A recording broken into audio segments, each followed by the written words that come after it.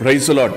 ఈ రోజున దేశమంతా ఒకే ఒక చర్చ జరుగుతూ ఉంటుంది. సోషల్ మీడియాలో కావచ్చు, ఒక న్యూస్ చెకర్లు కొడుతూ ఉంటుంది. ఏంటిదంటే స్టాప్ పర్సిక్యూటింగ్ ద ఇన్నోసెంట్ అని, #justice for sisters, #faith is not a crime అని. నిన్నటి దినాన కూడా పార్లమెంట్ లో పెద్ద రచ్చే జరిగింది. ఏ విషయంలో అంటే ఇద్దరు కేరళ నన్స్ ని ఛత్తీస్గఢ్ లో పోలీసులు అరెస్ట్ చేయడం జరిగిందనమాట. సో ఆ విషయమై దేశమంతా పెద్ద చర్చ జరుగుతూ ఉంటుంది, రచ్చ జరుగుతూ ఉంటుంది. చాలా ప్రతిపక్ష నాయకులు కావచ్చు, పొలిటీషియన్స్ కావచ్చు, వారికి అండగా నిలబడి ప్రభుత్వాన్ని ప్రశ్నించడం మనం చూస్తూ ఉంటున్నాం. ప్రతిపక్ష నాయకుడు రాహుల్ గాంధీ గారు కూడా వారి విషయం చాలా స్ట్రాంగ్ గా నిలబడినట్లుగా మనం చూస్తూ ఉంటున్నాం. అంతేకాదు వారు ట్వీట్ కూడా చేశారు. ఏంటంటే 2 Catholic nuns jailed in Chhattisgarh after being targeted for their faith. This is not justice, it's BJP RSS mob rule అని ఆయన ట్వీట్ చేయడం జరిగింది అనమాట. అసలు వాస్తవానికి నన్స్ ని ఎందుకు అరెస్ట్ చేశారు, అసలు వారు ఏం చేశారన్న విషయాన్ని మనం లోతులోనికి వెళ్ళి తెలుసుకుందాం. దానికి మునుపు వీరికి సపోర్టుగా ప్రియాంక గాంధీ గారు కూడా ట్వీట్ చేసినట్లుగా, స్టేట్మెంట్ ఇచ్చినట్లుగా మనం చూస్తూ ఉంటున్నాం. ఏమంటే this arrest is injustice and unconstitutional, we stand with women in service అని వారు కూడా ఒక స్టేట్మెంట్ ఇవ్వడం జరిగింది. అంతేకాదు పార్లమెంటు ఎంపీస్ అందరూ కూడా బయటకు వచ్చి ధర్నా చేయడము, వారికి సపోర్ట్ గా నిలబడడం జరిగింది. ఆ తర్వాత సీఎం, కేరళ సీఎం గారు కూడా ఈ విషయమై ప్రధానమంత్రి గారికి లెటర్ రాయడం జరిగింది అన్నమాట. ఈ విషయాన్ని మీరు కొంచెం దృష్టించి మీరు జోక్యం చేసుకొని వారి విడుదల విషయంలో వారికి న్యాయం చేయండి అని సాక్షాత్తు కేరళ సీఎం గారే జోక్యం చేసుకోవడం జరిగింది. అంతేకాదు ఇంకొక ప్రాముఖ్యమైన విషయం ఏంటంటే ఛత్తీస్గఢ్ ముఖ్యమంత్రి గారు కూడా జోక్యం చేసుకున్నారు. ఎందులో జోక్యం చేసుకున్నారు అని అంటే వారిని అరెస్ట్ చేయడంలో ముఖ్యమంత్రి గారి పాత్ర కూడా ఉంది అన్నది మనకు స్పష్టంగా అర్థమవుతూ ఉంటుంది. అసలు ఏం జరిగింది అని మనం ఆలోచన చేస్తే, వారు జూలై 25వ తేదీన 2 క్యాథలిక్ నన్స్ అరెస్ట్ చేయబడినట్లుగా వార్తలు వెలువడ్డాయి. వారి పేర్లు వందన ఫ్రాన్సిస్ గారు అండ్ సిస్టర్ ప్రీతి మేరీ గారు అన్నమాట. ఎందుకు అరెస్ట్ చేశారు అనంటే వారితో పాటు ఒక 3 ట్రైబల్ గర్ల్స్ ని, ఆడపిల్లల్ని ఉద్యోగం ఇప్పిస్తాను, ఎంప్లాయ్మెంట్ ఇప్పిస్తానని, నర్సు ట్రైనింగ్ ఇప్పిస్తా అని వారిని ఉత్తరప్రదేశ్ లోని ఆగ్రాకి తీసుకువెళ్తూ ఉంటున్న క్రమంలో వారితో పాటు ఇంకొక వర్కర్ కూడా ఉన్నాడు. ఆయన పేరు సుకమాన్ మండావి అనే ఛత్తీస్గఢ్ వాసి ట్రైబల్ యవనస్తుడు. సో వీరందరూ మేజర్లే. సో వీరందరికీ ఎంప్లాయ్మెంట్ ఇప్పిస్తా అని, నర్సులుగా తయారు చేస్తా అని, ట్రైనింగ్ ఇప్పిస్తా అని వారు తీసుకువెళ్తూ ఉంటున్నారు. జనరల్ గా ఈ మిషనరీలకు ఎలా ఉంటుందంటే చర్చెస్ కి కొన్ని హాస్పిటల్స్ ఉండుంటాయి ఆయా రాష్ట్రాల్లో, ఆయా ప్లేసెస్ లో. సో ఆ స్థలాల్లో నర్సులు అవసరమైనప్పుడు ఎంప్లాయ్మెంట్ లేని వారికి, లేకపోతే వారి సంఘాల్లో చర్చెస్ లో కొంతమందికి ఎంప్లాయ్మెంట్ లేని వారికి వీళ్ళు ఎంప్లాయ్మెంట్ ఇచ్చే క్రమంలో ట్రైనింగ్ ఆసక్తి కలిగిన వారు, ఇంట్రెస్ట్ ఉన్న వారిని తీసుకెళ్లి ట్రైనింగ్ ఇప్పించి నర్సులుగా తయారు చేస్తూ ఉంటారు. అదే క్రమంలో 2 నన్స్ కూడా ఛత్తీస్గఢ్ కి వెళ్ళడం జరిగింది, నర్సు ట్రైనింగ్ కి తీసుకెళ్లడం జరుగుతూ ఉంటుంది. అయితే ఏం జరిగింది అసలు విషయానికి వెళ్తే, ఇలాగా నర్సు ట్రైనింగ్ అని చెప్పి ఆ 3 ఆడపిల్లల్ని, తర్వాత వారితో పాటు యవనస్తుల్ని కూడా వారు తీసుకెళ్తూ ఉంటున్నారు ట్రైన్ లో. అయితే ఆ క్రమంలో టీసీ వచ్చి ఆ 3 ఆడపిల్లల్ని టికెట్ అడిగినప్పుడు టికెట్ మా దగ్గర లేదు, అదిగో 2 నన్స్ దగ్గర ఉంది మా టికెట్ అని చెప్పినప్పుడు ఆ టీసీ వెళ్ళి ఆ నన్స్ ని టికెట్ అడగాలి కదా, టికెట్ అడగకుండా ఈయన ఏం చేస్తాడంటే టీసీ డైరెక్ట్ గా కొంతమందికి ఫోన్ చేశాడు, బయటి వ్యక్తులకు ఫోన్ చేసి ఇలాగా 2 నన్స్ వచ్చారు, వారు ఇదిగో 3 ఆడపిల్లల్ని, ఒక యవనస్తుని తీసుకొని వెళ్తూ ఉంటున్నారు, ఇది ఖచ్చితంగా మత మార్పిడని, లేకపోతే ఆడపిల్లల్ని సరఫరా చేస్తున్నారని అతను వారికి ఫోన్ చేయడం ద్వారా బజరంగ్ దళ్, RSS సంస్థకు సంబంధించిన ఒక శాఖ అది బజరంగ్ దళ్ అని.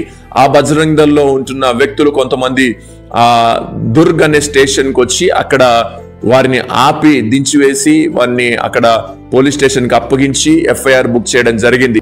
ఈ టీసీ అనే వ్యక్తి పని ఏంటిది, ఉద్యోగం ఏంటిది, టికెట్ అడగాలి, టికెట్ లేకపోతే అప్పుడు చట్టరీత్యా చర్యలు తీసుకోవాలి. కానీ ఇతను టికెట్ అడగకుండా ఇతను బజరంగ్ దళ్ వాళ్ళకి ఫోన్ చేసి ఇలాగా మత మార్పిడి చేస్తూ ఉన్నారని చెప్పడం ద్వారా వాళ్ళు వచ్చి పోలీసు వాళ్ళకి కంప్లైంట్ ఇచ్చి పోలీసు వాళ్ళ ద్వారా వీరిని అరెస్ట్ చేసి తీసుకురావడం జరిగింది అనమాట.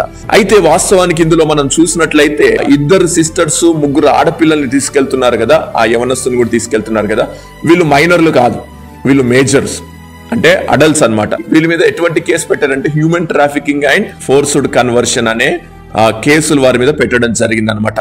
తర్వాత వారిని హరాస్ కూడా చేశారు, వారిని కొట్టినట్లు కూడా వార్తలు వస్తూ ఉంటున్నాయి. తర్వాత నన్స్ ఆ పిల్లల్ని బలవంతంగా తీసుకెళ్లట్లేదు, నర్స్ ట్రైనింగ్ ఇప్పిస్తా అని, ఎంప్లాయ్మెంట్ ఇప్పిస్తా అని చెప్పి వారి అంగీకారముతో పిల్లలు యవనస్సులు వాళ్ళు అడల్ట్స్, మేజర్లు మైనర్లు కాదు, వారు ఒప్పుకోవడం ద్వారా వారు ఇష్టపూర్వకంగానే వీరు తీసుకెళ్తూ ఉంటున్నారు. At the same time nuns చెప్పిన విషయం ఏమిటంటే పిల్లల యొక్క తల్లిదండ్రుల అంగీకారముతోనే వాళ్ళ విల్లింగ్ తోనే నన్స్ ఈ ముగ్గురు ఆడపిల్లల్ని ట్రైనింగ్ కి తీసుకెళ్తూ ఉంటున్నారు. ఇంకొక ప్రాముఖ్యమైన విషయం ఏంటంటే ఈ పిల్లల తల్లిదండ్రులు క్రైస్తవులంట.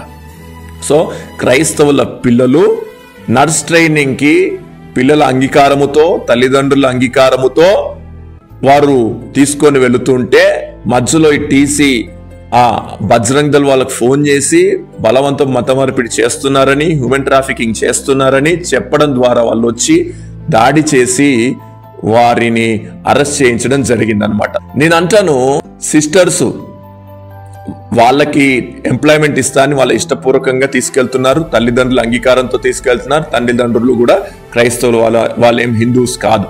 సో ఇప్పుడు వీళ్ళు తీసుకెళ్తుంటే టీసీకి వచ్చిన ప్రాబ్లం ఏంటో, ఈ పోలీసు వారికి వచ్చిన ప్రాబ్లం ఏంటో, ఈ బజరంగ్ దళ్ మూకలకు వచ్చిన సమస్య ఏంటో నాకు అర్థం కాలేదు. నేను అంటాను ఇప్పుడు వారికి ఉద్యోగాలు లేవు కదా, మరి ఉద్యోగాలు కల్పించు. ఆ ముఖ్యమంత్రి జోక్యం చేసుకున్నాడు కదా, ఛత్తీస్గఢ్ ముఖ్యమంత్రి, లేదంటే పోలీసులు. మరి ఆ ట్రైబల్ వ్యక్తులకి మరి ఉపాధి పథకాలే, వారికి ఎంప్లాయ్మెంట్ లేదు కనుకనే ఎంప్లాయ్మెంట్ కోసం వెళ్తూ ఉంటున్నారు. ప్రభుత్వాలే గనక, ముఖ్యమంత్రే గనక, ఈ దాడి చేసిన బజరంగ్ దళ్ మూకలే గనక ఎంప్లాయ్మెంట్ ఇచ్చి ఉంటే వారు వెళ్లేవారు కాదు కదా రాష్ట్రం దాటి. అసలు ఈ నన్సుని సంప్రదించేవారే కాదు కదా. అసలు లోకల్ గా ఎంప్లాయ్మెంట్ లేదు కనుక ఉద్యోగం కోసం వెళ్తూ ఉంటున్నారు. అది కూడా వాళ్ళ అంగీకారంతో తీసుకెళ్తుంటే, వాళ్ళు ఇష్టపూర్వకంగా వెళ్తుంటే మీరెవరు వారిని అడ్డగించి ఆపి అరెస్ట్ చేయడానికి? ఎంత అరాచకం జరుగుతుంది దేశంలో. ఏ అధికారం ఉంటే మీకు ఇష్టం వచ్చినట్లు చేస్తే నడుస్తుంది అనుకుంటున్నారా? మైనారిటీస్ మీద, క్రైస్తవుల మీద ఎందుకంత వివక్ష చూపిస్తూ ఉంటున్నారు? అమ్మ పెట్టదు అడక తిన్నయ్యదు అన్నట్లుగా ఉంది మీ పరిస్థితి. మోడీ గారు ఏం చెప్పి అధికారంలోకి వచ్చాడు? 2 కోట్ల ఉద్యోగాలు ఇప్పిస్తాను అని అధికారంలోకి వచ్చి ఈ రోజు వరకు యవనస్తులకు, యూత్ కి సరైన ఎంప్లాయ్మెంట్ లేదు, అవకాశాలు లేవు.